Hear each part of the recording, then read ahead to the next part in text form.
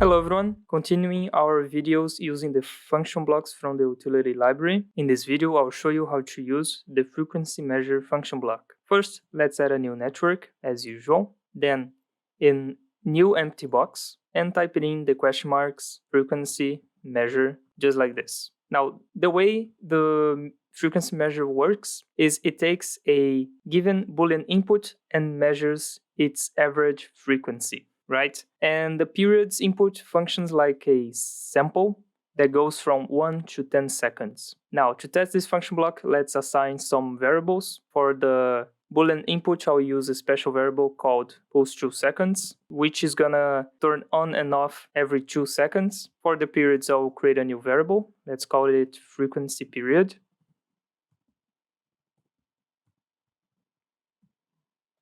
Okay. And also the reset button. Okay, now let's test it. Log into the virtual controller. And it takes a bit of time for it to measure the frequency.